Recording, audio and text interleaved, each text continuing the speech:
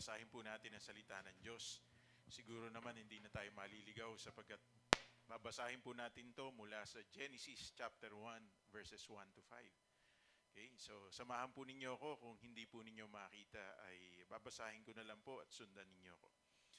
In the beginning, God created the heavens and the earth. Now the earth was formless and empty. Darkness was over the surface of the deep, and the Spirit of God was hovering over the waters. And God said, "Let there be light," and there was light. God saw that the light was good, and He separated the light from the darkness. God called the light day, and the darkness He called night. And there was evening, and there was morning, the first day. Sa wikang Pilipino, basahin po natin. Sabi po, nang pasimula ay nilikha ng Diyos ang langit at ang lupa. Ang lupa ay walang hugis o anyo. Dilim ang bumabalot sa kalaliman at kumikilos ang Espiritu ng Diyos sa ibabaw ng tubig. Sinabi ng Diyos, magkaroon ng liwanag. At nagkaroon nga. Nasiyahan ng Diyos nang ito'y mamasdan. Pinagbukod niya ang liwanag at ang dilim. Ang liwanag ay tinawag niyang araw at ang dilim naman ay tinawag niyang gabi. Lumipas ang gabi at sumapit ang umaga, iyon ang unang araw. Pagpalain po ng Diyos ang pagkakabasa ng kanyang banal na salita. Tayo po ay manalangin. Pinupuri, dinadakila, sinasamba po namin kayo, Panginoon. Sa panibagong araw na to, dinagdag nyo sa aming buhay. Halos kalahati na po, Panginoon, ng buwan ng January 2024 ang lumipas. Pero ang inyong katapatan kailanman ay hindi nagbago. Ang inyong pag-ibig ay nananatiling bago tuwing umaga. Kaya ngayong araw po na to, marapat lang na kayo po ay aming sambahin, luwalatiin, at paglingkuran sa pamamagitan, Panginoon, ng pagtatalaga ng aming pong sarili sa inyo. Kami nananalig na naging katanggap-tanggap sa inyo ang aming awiting papuri, pagsamba, at pasasalamat sa inyong dakilang pangalan. Pagpalain niyo po ngayon ang inyong salita na aming pong pagsasaluhan. Hayaan niyo ang banal na Espiritu ang siyang maging dakilang tagapagturo namin. Gamitin niyo po lamang akong kasangkapan upang maihayag sa aming kalagitnaan ang mga bagay na nais po ninyong maunawaan namin mula sa inyo. Salamat, Panginoon, sapagkat ang banal na Espiritu ang siyang aakay sa amin upang matupad namin ang inyong kalooban. To you be all the glory, honor, praise, and adoration. In Jesus' mighty name we pray. Amen. Amen. Palakpakan po natin ang Panginoon. Makakaupo na po kayo. Okay, salamat sa Panginoon na ayos po yung ating EV. Kung iisipin po natin mga kapatid, ang Diyos, wala po siyang bagay na inilihim sa tao. Sa simula pa lang, ipinakita niya na kung sino po siya. Ang tao po ang dapat pong makatuklas ng mga bagay ukol sa Diyos. The latest discovery, according to National Geographic, ay ito pong nakita nila noong 2023. Low frequency gravitational waves for the first time earlier this year, nung matuklas po nila, the cosmic byproduct of black holes colliding and merging after. Na meaning to say, sa space, sa universe na ginagalawan, kasama lang po ang ating pong planeta, may natuklasan pa silang isang bagay na after so many years, thousands, at ang sabi nga nila, billions of years, sa lifetime natin ngayon, may natuklasan pa silang low gravity black hole. Na ibig sabihin, ang Diyos, nung nilikha niya yan, everything was already put into place. Pero ang tao, maraming bagay pa na dapat matuklasan ang tao ukol sa nilikha ng Diyos at ukol din po sa Diyos mismo. Kung kayo po ay susulat ng libro, halimbawa si Matthew ay susulat ng libro, ano kayang title ng librong isusulat ni Matthew, di ba? Know me, so I know you. Parang ganon, di ba? Halimbawa lang, okay? At paano kaya ni Matthew ipapakilala ang kanyang sarili? Okay? When God created the world, He created the world by introducing first Himself. At napakahalaga po nito. Kasi, sino ba ang Diyos sa tao? Kaya lang naman po natin kinikilala na may Diyos dahil may nagturo na sa atin. May nagsabi na sa atin ukol sa Diyos. Pero kung tatanungin ko po kayo, sino ba talaga ang Diyos sa buhay ng tao? Sa ating pong introduction, how can we discover the Creator of all things in His creation? Paano ba natin lubos na makikilala pa ang Diyos na siyang lumikha ng lahat ng bagay, kasama na tayo? Ang totoo po, by looking at His creation, what God created and how He created it, we can discover His divine plan and purpose of pointing us to have a relationship with Him. Masdan po natin, walang bagay na inilikha ang Diyos sa paligid natin na hindi nagtuturo na merong dakilang Diyos. At kaya niya nilikha yung mga bagay na yon upang iugnay tayo sa Kanya. Parang katulad ng bawat isa sa atin. Nilikha tayo ng Panginoon not just for us to live mamuhay tayo sa sarili natin, to live for ourselves, but for us to live for one another, because when we live for one another, we live for the purpose of God. Nabubuhay tayo ayon sa layunin ng Diyos. And through the guidance of the Holy Spirit, together, let us discover who God is in His creation. Okay? Sa patnubay ng Banal na Espiritu, tuklasin po natin, ano ba ang layunin ng Diyos sa buhay ng bawat isa po sa atin. 5 bagay yung pag-aaralan po natin in discovering God in His creation. Nung pinag-aaralan ko po ito, I cannot help but to say, napakabuti ng Diyos. Napakadakila ng Diyos. Talagang hindi natin kayang unawain sa isang pagbabasa o sa isang upuan lang kung sino ang Diyos. At ang totoo, it would take us more than our lifetime.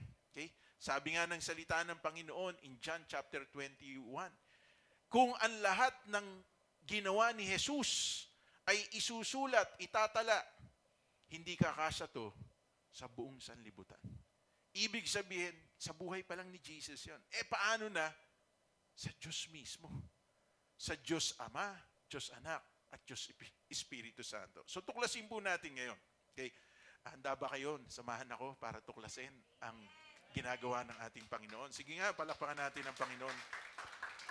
Okay, unang-una makikita natin, let us discover God in His timing. Sabi ng salita ng Panginoon, in the beginning, God created the heavens and the earth. Mahalaga po yun na unang 3 pangungusap na yun eh. In the beginning. Sa wikang Tagalog, nang pasimula. Bakit po? Sabi ng salita ng Panginoon sa Revelation chapter 1 verse 8 and 21 verse 6, I am the Alpha and the Omega, says the Lord God, who is and who was and who is to come, the Almighty. He said to me, it is done. I am the Alpha and the Omega, the beginning and the end. Anong ibig sabihin nito? Ang Diyos ay ang pasimula, ang Diyos din po ang katapusan.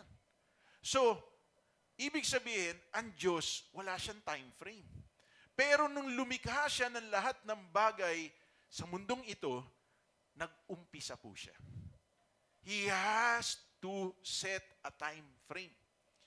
Nasubukan niyo na bang magbakasyon at tapos hindi niyo iniisip kung anong oras, hindi niyo iniisip kung may iintindihin ba kayo, hindi niyo iniisip kung may kakainin ba kayo, hindi niyo iniisip kung may nag-aantay ba sa inyo. Di ba ang hirap magbakasyon nang wala kang iniisip? Kasi nasanay tayo buong buhay natin, nag-iisip tayo. Parang ako lang ang nahihirapan. Ako nga patulog na iniisip ko pa, unang-unang gagawin ko pagkagising bukas eh. Kasi sa dami nung gagawin mo eh. Okay? At pag nagising ka, may nawala doon sa schedule mo, minsan ang hirap na ibalik. Hindi po ako gumagawa ng post-it at nilalagay ko kung ano yung things to do.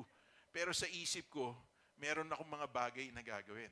At minsan may naisisingit kasi minsan may tatawag. Bigla na lang tatawag.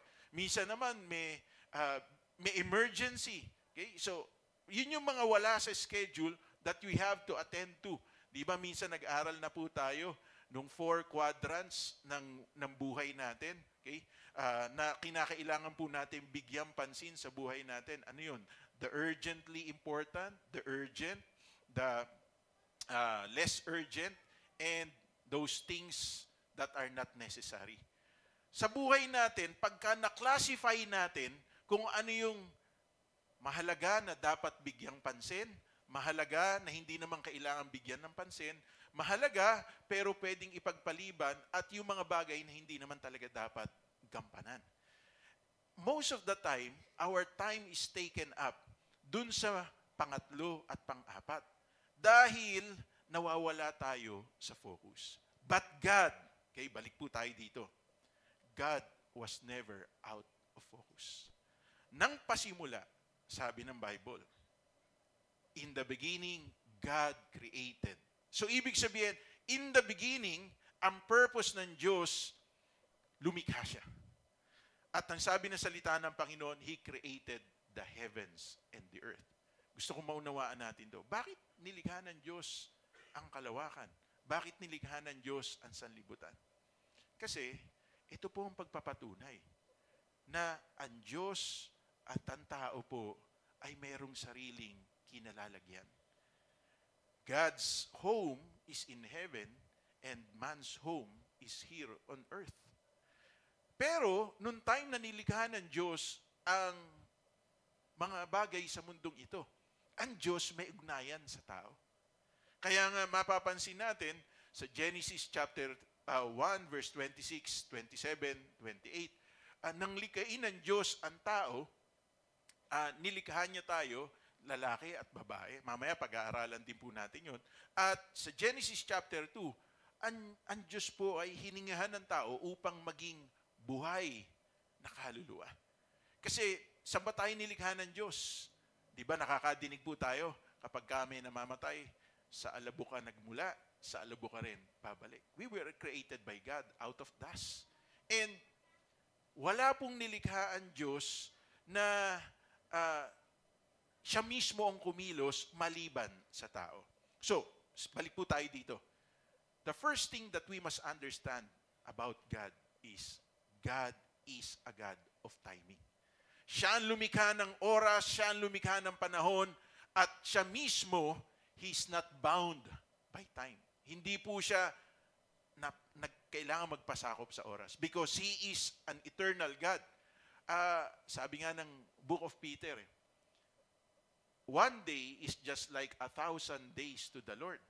And 1,000 days is just like one day to the Lord.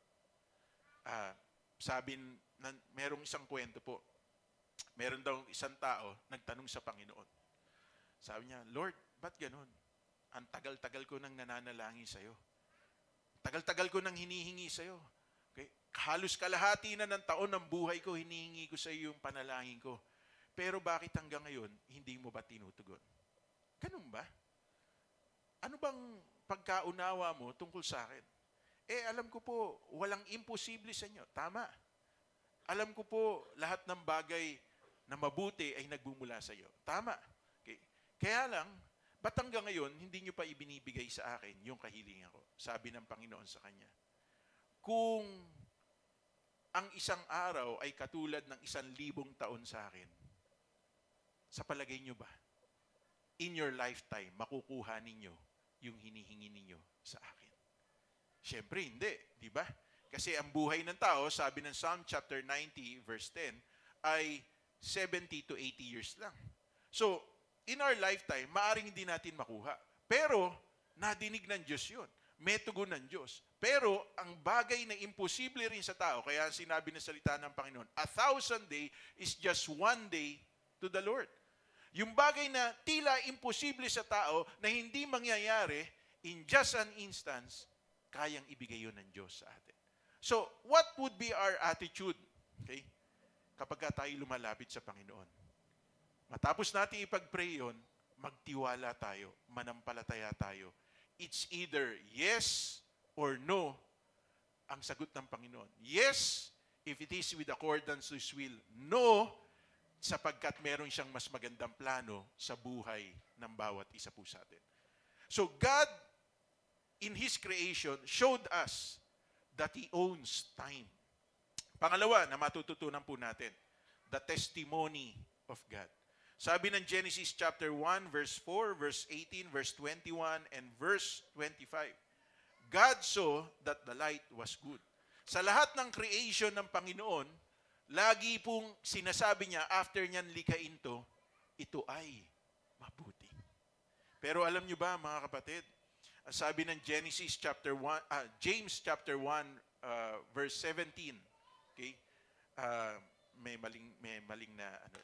Sabi ng James chapter 1 verse 17, every good and perfect gift is from above, coming down from the Father of the heavenly lights, who does not change like shifting arrows. Ang lahat ng bagay na mabuti ay nagmumula sa Diyos. Kaya nga walang nilikha ang Diyos na hindi mabuti. Bawat isa po sa atin, nilikha tayo ng Diyos na meron po tayong kabutihan. Walang nilikha ng Diyos na hindi po maganda. Lahat po tayo nilikha ng Diyos na magaganda. Lahat po tayo fulfills the purpose of God. Lahat tayo, gusto kong maunawaan po natin, nung nilikha tayo ng Diyos, meron tayong specific purpose and meron tayong specific destiny na dapat gampanan. Sa pananaw ng ibang tao, parang hindi tayo akma. Parang yung nag-trending po, di ba?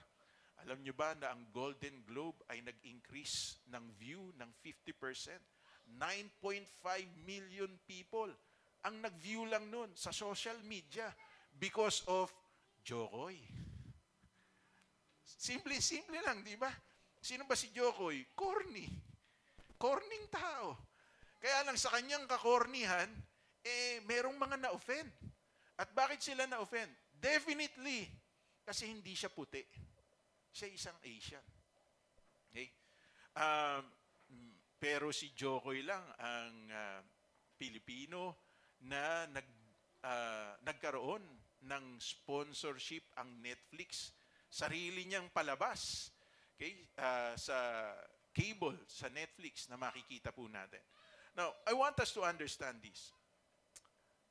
People can look at us na parang hindi tayo gwapo, hindi tayo maganda. Parang there is something wrong in us. Pero in the eyes of God, we are good. Isa sa magandang discovery po noong 2023, the University of Texas was able to develop a machine, an artificial intelligence. Kasi nagbabasa po ako sa National Geographic. They were able to discover or create a machine that is able to decode kung ano yung iniisip ng tao para ito po ay maunawaan natin. Naisip ko kagad yung anak kong si Gabe. Kasi hindi ko kayang maunawaan kung anong gusto niya eh. Kaya lang, through his pattern, kahit paano naunawaan na namin si Gabe. Sapagkat hindi niya kayang i-communicate kapag ka siya po ay may uncomfortable o kapag ka may gusto siya. Pero halimbawa po, pagka umaga, laro lang po ng laro po yun. Pero pag umabot na po ng mga 8:30, ang gagawin po ng anak ko, nandun lang siya sa kwarto, gagawin ng anak ko, makakatok na po sa kwarto yun. Ibig sabihin nun, nagugutom na siya. Okay. Tapos, pagka po nadinig namin na umuungot siya, isipin namin, ano kayang gusto nito? Samantalang naglalaro lang naman siya doon. All throughout the day, naglalaro lang siya doon. Either nakikinig siya ng nursery rhymes sa TV o nanonood po siya. Basta, pag bigla siyang umungot, ibig sabihin, he needs something. So, ang gagawin ko, papasok ako, sasabihin ko minsan kay Miko, Miko, bigyan mo ng tubig ang kuya mo. And true enough, gusto lang niya ng tubig. Pero there are times na napakain na namin siya, napainom na namin siya, ungot pa rin siya ng ungot. At nag-aalala po ako, bakit? Ano kayang purpose? Bakit po siya ganun? Siguro meron siya nararamdaman na hindi tama. Ang tao po nakaka-discover ng mga mabubuting bagay na makakatulong sa atin. Diyos pa kaya? He is a good God. Kaya wag po tayong mawawala ng pag-asa sapagkat nung nilikha ng Diyos ang lahat ng bagay sa mundong ito, He said, it is good. Sabihin nyo nga sa katabi nyo, it is good. Kaya lang nung minodify na ng tao, nakasama na po ito sa atin. Come to think of it, nung nilikha ng Diyos ang Garden of Eden, ang lahat ng bagay sa mundong ito, the earth was a perfect place for man to live in. Perfect place po ito. Hindi natin kailangan ng air condition. Hindi natin kailangan ng bubong para tayo po ay sumilong. It is a perfect place for man to live. Kasi nga, God created all that man would need. And it was good. Kaya lang, dahil nagkasala ang tao, anong nangyari po sa tao? Okay? Sinabi sa Genesis chapter 3, pag-aaralan din po natin yan because all throughout the year, ang pag-aaralan po natin ay discovering God through His Word. So, nagkasala ang tao. Kaparusahan sa pagkakamali ng tao, pagkakasala ng tao, ay maghihirap po tayo para tayo'y mabuhay. Ba't naman ganun ang Diyos? Ang Diyos ay mapagmahal. Ang Diyos ay mapagpatawad. Ang Diyos ay mabuti. Pero bakit kinailangan ng Diyos? Kasi may kabayaran ang lahat ng ginagawa po natin. So, kahit na ang Diyos ay mabait, mabuti, siya ay mapagmahal, mapagpatawad, but every action that we do, meron po itong kapalit. Meron po itong kabayaran. So, kung tayo gumagawa ng mabuti, anong sabi ng Bible? Ang balik nito sa atin, mabuti rin. Pero kapag gumawa tayo ng kapahamakan, ang balik din po nito sa atin, kapahamakan po natin. Isipin po natin, nung panahon po ng ating Panginoon, ang tao po ay nagtatravel sa pamamagitan ng animal. Okay? Sa pamamagitan ng donkey, sa pamamagitan ng camel. Sa panahon po natin ngayon, ang tao po ay nagtatravel sa pamamagitan ng automobile. Okay? At salamat sa Panginoon, malaking portion na ng bahagi ng Gapan po ay maayos na po yung kalsada. Okay? Dito na lang po sa parte po ng Bulacan, ang nangangailangan po na ayusin ang kalsada. At ang katotohanan po, mabilis po, salamat, bless you, malaking gantimpala mo sa langit. In reality, gusto ko po maunawaan po natin. Ang tao, kahit na nagkamali, nagkasala, we still want to do good. Tama po ba? Kaya nga, kapag meron po tayong pagkakamali, ang gusto natin, ma-reciprocate yung maling nagawa natin sa pamamagitan ng paggawa ng kabutihan. Kaya lang, because man is already in his fallen nature, yung testimony ng tao sa paggawa ng mabuti, it will only be counted when we are united with Jesus Christ. Kaya sabi ng Panginoong Jesucristo sa John chapter 15, apart from me, you can do nothing. Marami namang mga philanthropists, okay? Gumagawa ng mabuti. Halimbawa na lang si Warren Buffett, okay? Yung kanyang 90% ng kanyang income, ibinibigay niya sa foundation para makatulong sa maraming tao. Si Bill Gates at ang kanyang asawa na si Melinda, nag-put up din po sila ng foundation para ma-alleviate ang poverty sa Africa at matulungan ang tao sa Africa na talagang maging mabuti. Kaya lang, those things, yung ginagawa po nila, is still connected sa sarili po nilang kalwalatian. Ang gusto kong maunawaan po natin, our testimony becomes effective, becomes valid, becomes credible when we are united with God. Bakit po? Sapagkat yung testimony po natin, na-fulfill natin ang purpose ng Diyos every time na ginagawa po natin ang kabutihan sapagkat ang nabibigyang kalwalatian siya. Hindi ba napaka-selfish ng Diyos? Hindi po. Kasi God created us, ang sabi ng Ephesians chapter 1 verse 10, even before the very foundations of this world, to do good, to fulfill His purpose. Kaya nung sinabi ng Diyos, mabuti ang kanyang ginawa, kasama na tayo doon sa kabutihan ng Diyos. Gusto rin ng Diyos na maunawaan po natin. Kaya tayo nakakagawa ng mabuti dahil ang Diyos po natin ay mabuti. Palakpakan po natin ang Panginoon. Pangatlo po, okay? The top prize of God's creation. Ano po ito? Sabi ng Genesis chapter 1, verses 26 to 28. Then God said, let us make mankind in our image, in our likeness, so that they may rule over the fish in the sea and the birds in the sky, over the livestock and all the wild animals, and over all the creatures that move along the ground. So God created mankind in His own image. In the image of God, He created them.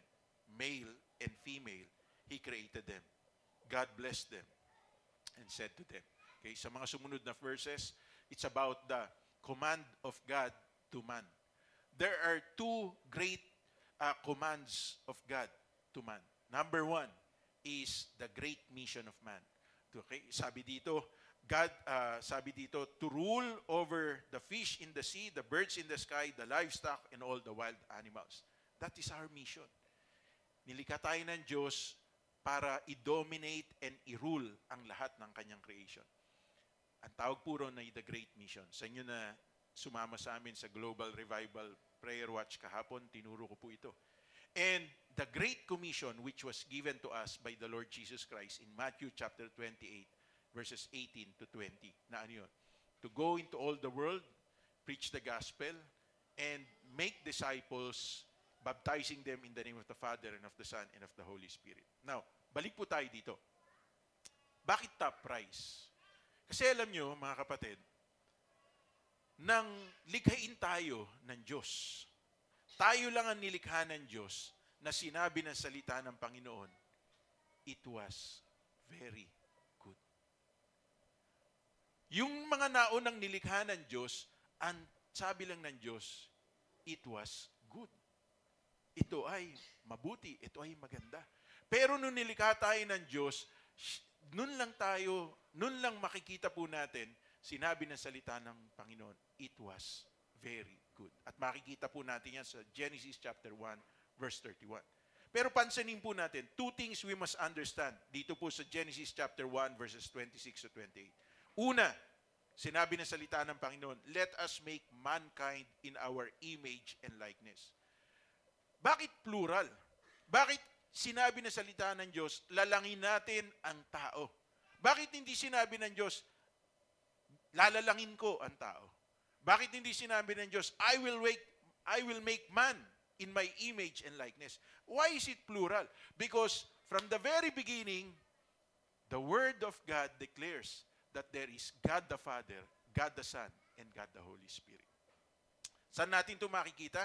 Makikita natin ito in the first 3 verses nitong Genesis chapter 1, sa binasa po natin kanina. Ito po ang pagkakasabi. In the beginning, God created the heavens and the earth. Now the earth was formless and empty. The darkness was over the surface of the deep, and the Spirit of God was hovering over the waters. So, God the Father, sa verse 1, God the Holy Spirit, sa verse 2, and God the Son, sabi ng verse 3, and God said, when He spoke. Ano sabi ng Bible? Sa John chapter 1, verse 14, and the Word became flesh and dwelt among us. When God speaks, it is as if Jesus is working sa buhay po natin. So, sa umpisa pa lang, sa first 3 verses pa lang ng Genesis chapter 1, makikita na natin ang manifestation ng God the Son, God the Father, God the Son, and God the Holy Spirit. So, makikita po natin dito sa top prize, okay, ng pagkakalika ng Diyos sa tao, ipinakikita ng salita ng Panginoon that we were created in His image. Image means reflection. So, hindi ibig sabihin nun, kamukha natin ng Diyos. Kung hindi ibig sabihin ito, katulad tayo ng Diyos. Okay? Likeness, larawan at anyo, na meron po tayong kakayanan katulad ng Diyos, hindi lang gumawa na mabuti, kundi, sabi nga ng salita ng Panginoon, tayo po ay tulad ng Diyos. Maliit na letter D o maliit na letter G in English in the term God. Sapagkat kung anong itawag po natin sa mga bagay sa mundong to, it remains that name. Imagine, God has given a great responsibility to Adam and Eve to name lahat ng kanyang nilikha sa buong mundong ito. Kaya hanggang sa panahon po natin ngayon, kapag may natutuklasan na isang bagay na hindi known sa tao, binibigyan ng pangalan ng tao. So, yun yung responsibility ng Diyos na ibinigay niya sa tao, pinagkatiwala niya sa atin. Sipin po natin, bakit ang mga malalaking kumpanya, gumagasta po sila to create at tinatawag po na corporate image? Bakit binibigyan po nila ng rata ang kanilang mga empleyado? Rice and transportation allowance, clothing allowance. Bakit gusto po nila smart ang itsura ng kanilang mga empleyado? Because they represent yung kanilang company. Bakit ang isang manager ng kumpanya hindi pwedeng mag-commute? Bakit kinakailangan siyang bigyan ng provision para mag-loan ng sasakyan at may certain range na pwede po niyang gamitin po yung privilege niya as a manager para maganda yung kanyang sasakyan? Because he is making a representation. That is in the natural. Sa natural po yan. Kaya nga, di ba, pagka manager ka ng bangko, at ikaw ay naka-business attire, meron po silang tinatawag po na professional ethics. Hindi ka pwedeng basta lumabas ng bangko at nakasulat pa yung pangalan mo. Halimbawa, Manager Kel. Okay. Nakasulat pa yung pangalan mo. Actually, yung mga manager ng bangko, walang mga nameplate. Kaya lang, makikita mo kung ano yung itsura po nila. Siyempre, kakaiba dun sa mga empleyado ng bangko. Sapagkat yung mga empleyado ng bangko, naka-uniform, may nameplate. Pero pag manager, talagang obligadong postura ka palagi. Pero, hindi ka pwedeng kumain sa labas at sabihin mo, Kuya, patuhog nga ng 5 fishball. Hindi pwede yun. Because you are representing an institution. Now, look at it this way. If we are God's top prize creation, we represent God. We are created in the image of God. We are created in the likeness of God. Then, everything that we must do should always be good. Should always be right. Should always be for the greater purpose of mankind. Pero bakit hindi po nangyayari yun? Kasi nga po, nagkasala tayo bilang tao. Now, pansinin din po natin, ito po yung ikalawa. God created mankind in His own image in verse 27. In the image of God, He created them, male and female. Kung naniniwala po tayo that the Bible is God's Word at naniniwala po tayo that our standard in life should be what the Word of God says, ito lang po ang gender na nilikha ng Diyos. Ang lalaki at ang babae. Bakit nagkaroon ng ibang pananaw ang tao ukol po sa kasarian ng tao? Alam niyo po ba, sa New Zealand, kapag ka po ipinanganak ang tao, okay, ilalagay lang po ron yung gender niya sapagkat ito ay pinili po ng kanyang magulang. Pero at age 18, may laya po siya pumili kung anong gusto niyang gender. Sabi po ng kilalang lingkod ng Diyos na si Edwin Lewis Cole, being a male is a matter of birth, but being a man is a matter of choice. Anong ibig sabihin nun? Malaki yung pagkakaiba ng lalaki sa babae. Sapagkat physically speaking, ang lalaki po, walang womb. Wala tayong bahay bata. At hindi lang po yun. Sa itsura po natin, kahit na uminom ang lalaki ng maraming hormones para magmukha siyang babae, iba pa rin ang kanyang itsura sa itsura ng babae. Minsan, nagkwekwentuhan kami mag-asawa. Kahapon lang yata yun. Sabi ng misis ko, ano kaya itsura mo kung bakla ka? No? Sabi nga sa akin. Kasi meron po kaming nakita na kasi ang Miss Universe ngayon pwede ng transgender. Pwede na nga rin misis. Meron nga sa Quezon City, sasali, 60 plus years old na sa Miss Universe Philippines. Paano nangyari yun? Hindi na Miss Universe yun. Mrs. Universe na, di ba? Pero tinanggal na nga nila lahat ng mga limitations to include everyone. So, kaya in our conversation, sabi niya, ano kaya itsura mo kung bakla ka? Sa palagay mo, maganda ba ako o hindi? Okay?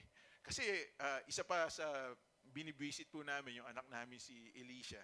Kasi magkakaroon sila ng performance sa sa SM, okay, sa Foundation Day. Pinapagsuot po sila ng Disney princess. Na-assign sa kanila Aladdin. Okay? Di ba labas ang tiyan nun? Okay? Very conservative po yung anak ko eh. Okay? Misa nga nagsuot po yung mami niya ng damit. Na kapag may inaabot, lumalabas yung tiyan. Mami, okay, sinisita yung mami niya eh. Bakit? Sabi niya, uso naman to ngayon. Lalabas ako nakaganito. Mami, no! Sabi niya gano'n. Because your tummy is bulging. Sabi niya gano'n. So, ibig sabihin, may karapatan lang yung mga maliliit, yung tummy, may mga six-pack abs. Basta hindi bagay sa'yo. Siya rin po, may bilbil. So, ang problema niya ngayon, kapag nag-perform sila sa SM, naka-Disney princess na sino ba yung partner ni Aladdin? Si Jasmine. Okay? So, ganun po yung kanilang costume. Now, going back po dito, I want us to understand, God never made a mistake nung nilikha po tayo. Hindi tayo inilagay sa katawan ng lalaki, pero may pusong babae. At hindi rin kayo nasa katawan ng babae na may pusong lalaki. Na-disorient lang ang tao dahil po sa impluensya ng paligid niya. Imagine that. Obra maestra po tayo ng ating Panginoon. We are God's masterpiece. We are the only creation of God that was created in His image and likeness. That makes us very unique and different from all other creations. Yun ang malaking pagkakaiba po natin. Tama, may lalaki at babae na aso, may lalaki at babae na pusa at lahat ng hayop. Isa pa sa National Geographic Discovery nila noong 2023. Nabasa ko lang po. May virgin birth ng alligator. Paano nangyari yun? Diba? Kaya lang, alligator, okay, nangingitlog po yun. Tao tayo, hindi naman tayo nangingitlog. So, hayop sila, iba ang kanilang frame sa pagkakalikha sa atin ng Panginoon. Na gusto kong maunawaan natin, una, ang manifestation ng presensya ng Diyos, God the Father, God the Son, and God the Holy Spirit, was very present in time of creation, and we are the only creation of God that was created in His image and likeness. So the next time you look at yourself in the mirror, kahit na nagre-recede na yung hairline mo, dumadami na yung crowfit sa iyong cheek pag ngumiti ka, at kahit na i-conceal mo yan ng mga pinapahid sa mukha, ang reality, kaya nangyayari po yan sa buhay natin dahil sa kabayaran ng pagkakasala ng tao. Pero, habang may pagkakataon po tayo, let us do something good. Let us do something great for let us do something for the greater of mankind. Para sa ikabubuti pa ng maraming tao. Dahil ang totoo, sabi nga po ng Psalm chapter 8 verses 4 to 8, ito po ang pagkakasabi, what is mankind that you are mindful of them? Human beings that you care for them. You have made them a little lower than the angels and crowned them with glory and honor. You made them rulers over the works of your hands. You put everything under their feet. Alam niyo ba, the only difference ng pagkakaiba po natin sa angel, isa lang po. Angels like us was created by God with free will. Pero tao lang po ang binigyan ng Diyos ng pagkakataon magsisi sa kanyang pagkakasala. Bakit?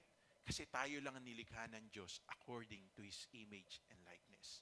So, huwag kayong mawawalan ng pag-asa. Kahit na nagkamali kayo. I was talking to someone yesterday. Okay? Sabi ko sa kanya, ano nangyari? Sabi niya, Pastor, sa totoo lang, nahiya po ako sa inyo eh. Sa totoo lang po, sa dami na po nung ginawa ko, hindi ko na po alam kung paano po ako makakabalik. Sabi ko, you just have to make a decision. Higit sa akin, alam ng Diyos kung anong pinagdadaanan mo. And the church is a healing center. Never did we turn away people dahil sa mga nagawa nilang pagkakamali. Ini-invite nga natin yung mga makakasalanan para pumasok sa church. Yung pang mga mananampalataya na nagkasala, itataboy natin. Hindi po. Kaya lang, if you hear the word of God, syempre, matalim ang salita ng Panginoon. Sabi nga ng Hebrews chapter 4, verse 12, ang salita ng Diyos ay tulad ng isang tabak na magkabilaan tanim. Ibig sabihin, masasaktan at masasaktan tayo. Pero kaya tayo nasasaktan dahil buhay tayo. Ang patay, hindi nasasaktan dahil wala nang buhay.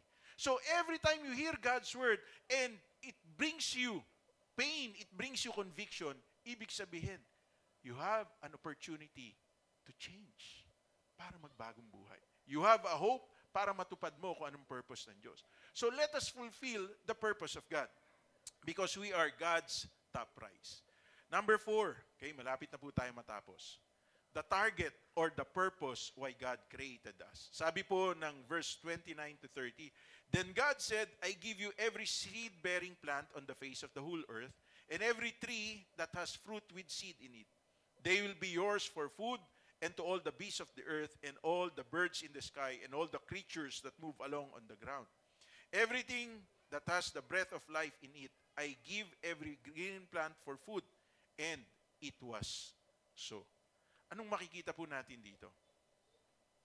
Pinakikita ng salita ng Panginoon na wala siyang nilikha sa mundong ito na hindi natin dapat pakinabangan. Lahat ng nilikha ng Diyos ay dapat po nating pakinabangan. Sinasabi po ng doktor, lahat naman ng bagay lahat ng available na pagkain, pwede nating kainin moderately. Pag sumobra na po ron, magdudulot na po ito ng kapahamakan sa atin. Medyo matagal po kaming hindi nakakain ng sariwang dilis. So, nung nagpunta po si Mami sa amin, nagdala po siya ng sariwang dilis kasi wala pong ganun sa Nueva Ecija. Very, very seasonal pag pupunta ako ng palengke. Kagabi po, niluto ko po yun. Sa sobrang excitement ko, di nagsuot ako ng gloves. Okay? Nasa masa ko po, nilinis ko. Nilagyan kong paminta, nilagyan kong asin, nilagyan ko po ng cornstarch. Okay? At pagkatapos, niluto ko. Medyo naparami yung lagay ko ng Himalayan salt. Hindi basta asin, Himalayan salt. Sa idea ko, yung Himalayan salt, hindi masyadong maalat. So, yung isang kutsarang asin, dinoble ko po ngayon. Naku po. Tatawa kayo. Niluto ko pa sa sa deep fryer. Nilinis ko pa yung deep fryer. Sinhet ko yung magandang temperature para pag kinagat, malutong. Bumili pa ako ng ketchup kasi naubusan ako ng ketchup. Talagang handang-handa na kami. Nung kumakain na kami, sabi ni Cathy, maalat. Sabi ng mga anak ko, maalat. Kung sa kanila maalat, mas maalat sa akin yun. Bawal kasi sa akin ng maalat. Ako, eto na po. Binabad ko na sa suka, maalat pa rin. Now, ba't ko po ito kinikwento? Kasi nga, ang katotohanan, pag inabuse natin, yung lahat na nilikha ng Panginoon, makakasama po sa atin. The purpose of God for our life is to enjoy all of His creation. Kaya hindi po masama, matapos po nating magtrabaho ng 6 na araw, tayo po ay magpahinga sa presensya ng Panginoon. Hindi masama. 1 taong ka nagtatrabaho, kung may pagkakataon ka naman magbakasyon, magbakasyon ka. Kasi maiksi lang ang buhay. Kinakailangan i-enjoy natin ang buhay natin. Hindi masama at hindi kasalanan sa Panginoon na magising ka ng tanghali, lalo na't kung wala ka naman pasok. Okay? Pero meron tayong mga responsibilidad na dapat ginagampanan natin at ang totoo, pag hindi natin ginampanan yun, we would feel guilty. Now, I want us to understand this. Sabi nga ni Haring Solomon in the book of Ecclesiastes, we must enjoy life. Everything on earth was given by God for us to use it properly and for us to enjoy kung ano yung creation ng Diyos. Kaya lang hindi po natin na-enjoy po yun, hindi natin na-fulfill yun, dahil po saan? Dahil po sa maling pananaw po ng bawat isa sa atin. Meron po kaming inaayos na building dahil po dun sa Bible school na sisimulan. Okay, dun sa Nueva Ecija. So, kahapon po ay nagpunta po ako para i-inspect po yung lugar. Nakita ko na yung ikakabit po nila na wood panel ay hindi akma dun sa kulay ng flooring. So, naghanap po ako ngayon. Okay? At nakakita po ako.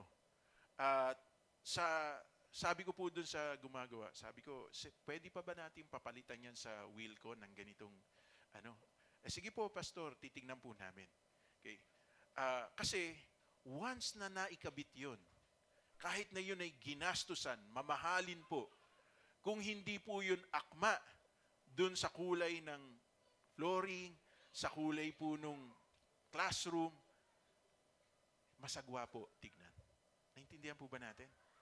Walang bagay sa mundong ito ang nilikha ng Diyos na masagwa para sa atin. Yun lang paggamit natin ang nagiging dahilan. Kaya po tayo napapahamak. And lastly, I want us to understand is the turnout of God's creation. Ano po yung turnout ng creation ng Diyos? Sabi po ng Genesis chapter 1 verse 31, God saw all that He had made, and it was very good. And there was evening, and there was morning, the sixth day. So, matapos likhain ng Diyos ang lahat ng bagay sa mundong ito, ang pinakahuling nilikha ng Diyos ay ang tao, ang bawat isa po sa atin. At ang sinabi na salita ng Panginoon, it was very good. So, the next time na tayo po ay humarap sa salamin, wag po natin sabihin, parang may mali yata sa itsura ko. Wow. Sapagkat in the eyes of God, you are very good. In the eyes of God, we are all very good. At wala pong ginawa ang Diyos na nagkamali po siya. So, anong matututunan natin dito? Ito po, the timeline and the details of God's creation. In day 1, there was a separation of day to night. Nawala yung letter D. Okay, in day 2, there was a separation of sky to sea. In day 3, there was a separation of dry ground from the sea.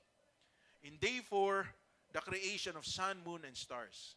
In day 5, the creation of birds and fishes. In day 6, the creation of large animals and mankind.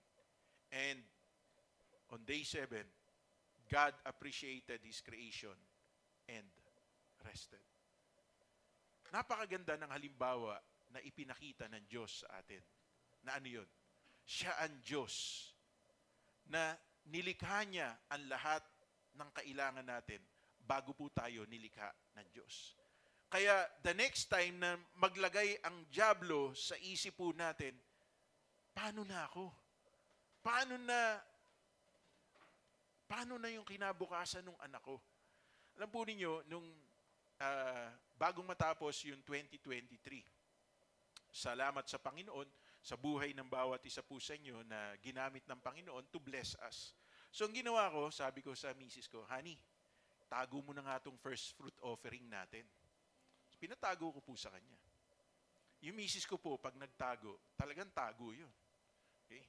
Eto po ngayon. Hanggang ngayon, di niya makita kung saan niya tinago. Hanggang kagabi, sabi sa akin, saan ko hanapin yun? Ang ginawa niya, para maibigay po namin yung first fruit namin sa kabanatuan, tinransfer niya na lang sa bank. Ang problema, may babayaran siya sa bangko ng January 22. Yung para dito sa Baliwag, naibigay ko naman nung Sunday. So hindi niya makita. Araw-gabi yun. Okay? Iniisip niya, saan ko ba itinago? Sabi niya gano'n. Naligpit tuloy yung mga laman ng cabinet, naiayos tuloy yung mga dapat iayos. Kasi hindi niya maalala kung saan niya itinago. Ganun ba kayo? Okay? Sa sobrang pagtatago. But I want us to understand this. Sabi ko sa kanya, huwag ka mag-alala. Makikita mo yun. Bakit? Nakita ko po yung wedding ring ko eh. Di ba kinuwento ko sa inyo last week? Nawala. Ito ngayon, ano bang trabaho ko? Maglaba. Di ba? So, matapos ko pong hanguin sa washing machine yung nilabahan ko, may tumunog. Uy, sabi ko, nabuhayan ako ng loob. Sana hindi barya. Hinaalis ko po ngayon. Meron ako nakuhang barya. Sabi Sabi ko, hindi yata. Sabi ko, pero hinanap ko pa, nagpin-last light ko pa. Aba, true enough. Sabi ko, Lord, napakabuti nyo. Kaya hindi ko makakalimutan yung sinasabi ng Lucas chapter 15 verse 9. Nung makita nung babae, yung pilak na barya na kanyang hinahanap, tinawag niya ang kanyang mga kapitbahay. At sinabi niya, makisaya kayo sa akin, sapagkat yung nawawala akong pilak na barya, nakita ko. I had that great joy in my heart. Kasi mahalaga sa akin itong wedding ring na to. I want us to understand. When we put our hope in God, God will never disappoint us. Oftentimes kasi we only come to God kapag walang-wala na tayong magawa eh. Pero sa umpisa pa lang, lumapit na tayo sa Kanya. Sa umpisa pa lang, i-commit na natin kung ano man po yung mga gusto po nating gawin. Yung mga balak natin sa buhay. Sapagkat ang sabi ng salita ng Panginoon in the book of Proverbs, commit your works to the Lord and He will bless the works of your hands. So, sa umpisa pa lang, i-commit na natin sa Panginoon yun. At makikita natin kung paano ayusin ng Diyos ang lahat ng bagay. Sa umpisa nga eh. Sabi, in the beginning, God. Sa umpisa, naroon na ang Diyos. In other translation, in the King James translation, ang sabi ng Bible, and there was chaos, and God created the heavens and the earth. Ibig sabihin, magulo noon. Pero nung dumating ang Diyos, inayos po niya. Nilagyan niya ng kalangitan, nilagyan niya ng daigdig. Inihiwalay niya ang liwanag sa dilim. Nilagyan niya ng araw, nilagyan niya ng gabi. Naglagay pa siya ng mga bituin para sa gabi. There was order in God's creation from the beginning of time. Why can't God put order in our lives if He is the God who was there from the very beginning? At siya rin ang nagsabi sa atin in Hebrews chapter 13 verse 5, I will never leave you. I will never forsake you. Siya rin ang nagsabi sa pamamagitan ng ating Panginoong Jesucristo in Matthew chapter 28 verse 20, surely I will be with you to the very end of this age. Makakasama daw po natin siya hanggang sa huling panahon ng mundong ito. Sapagkat siya ang Alpha and the Omega, the beginning and the end. As we start the year 2024, halfway na po tayo for the month of January, sapagkat 15 na bukas. But I want us to understand. Babalik lang po yung 2023, 2022, and the other years of our life kung hindi po natin i-include ang Diyos sa buhay natin. This year, let this be a great year sa buhay natin. Na ngayong nag-uumpisa pa lang tayo, sumama tayo sa Diyos. Tutuwa po ako, masaya ako. Nakita ko si Brad Enric, Sister Deda. Okay? Kaya, there is great joy in my heart. Kasama po ni Sister Lisa, yung kanyang anak na lalaki. Salamat sa Panginoon sa buhay ng bawat isa nyo. Pero, huwag sana itong maging ningas kugon lang sa atin. Simulan po natin ang tama sa buhay natin. Kasi kung yung mga naunang taon ng buhay natin, hindi tayo pinabayaan ng Diyos, titiyakin ko sa inyo, lalong hindi tayo pababayaan ng Diyos kung kasama po natin siya. Mahirap pong makita itong sing-sing na to.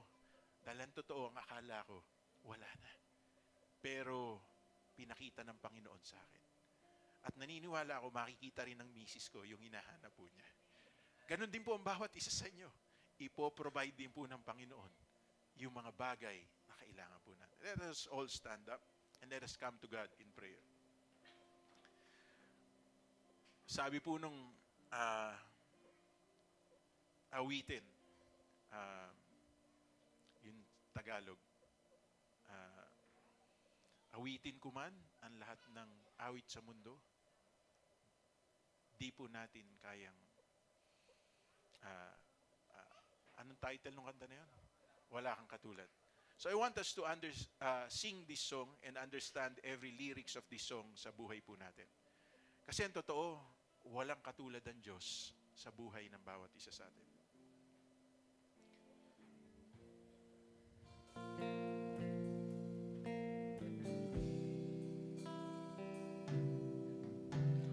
Awitin ko man lahat ng awit sa mundo, di kayang ilarawan ang kadakilaan mo.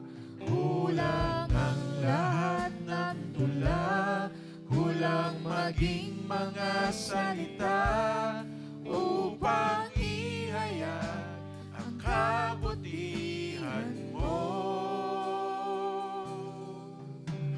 Awitin ko man lahat ng awit sa mundo, di kayang ilarawan ang kadakilaan mo. Kulang ang lahat ng tula, kulang maging mga salita upang ihayag ang kapangyarihan mo. Come on, declare it. Wala kang katulad, wala nang hihigit sa'yo, wala kang katulad, wala nang papantay sa'yo. Ikaw ang Diyos noon pa man, maging ngayon at kailanman. Sa habang panahon, wala kang katulad. Declare it again. Wala kang katulad, wala nang hihigit sa'yo, Wala kang katulad, wala nang papantay sa'yo. Ikaw ang Diyos noon pa man, maging ngayon at kailanman. Sa habang panahon, wala kang katulad. For the last time, wala kang katulad. wala kang katulad, Wala nang hihigit sa'yo, wala kang katulad,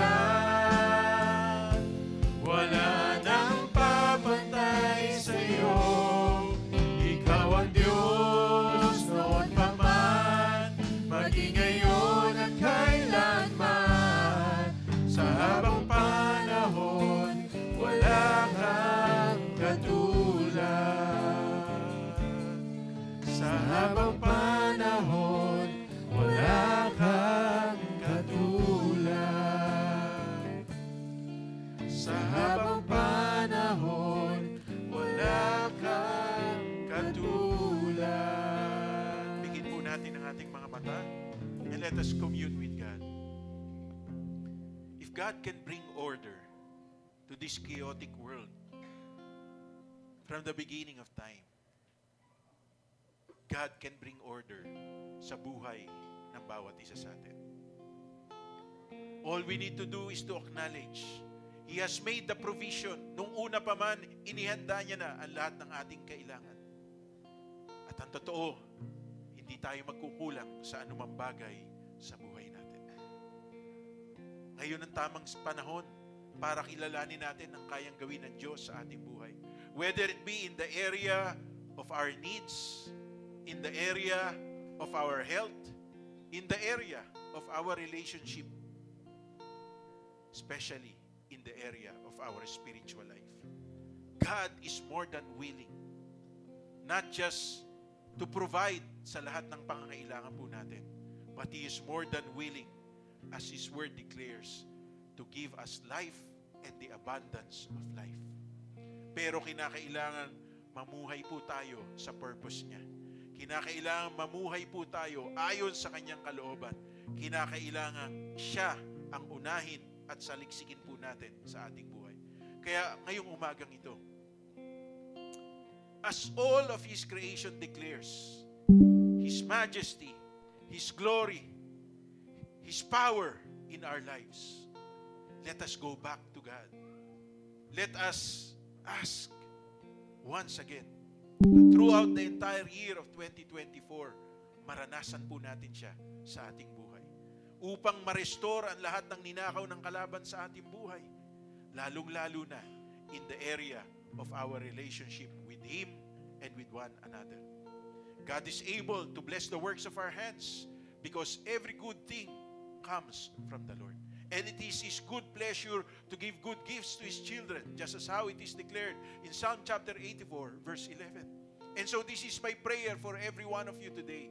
As you dedicate your life to the Lord, as you dedicate yourselves to the Lord, your family, your business, your school, your study, in every area of your life, as you dedicate yourself to the Lord, my declaration is for God not to withhold any good gift to every one of us.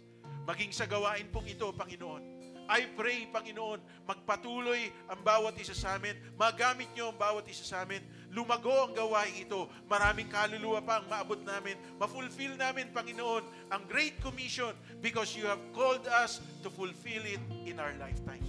Kaya naman, Panginoon, dalain ko rin, as we do your work, kayo na Diyos ang siyang magpala sa buhay ng bawat isa.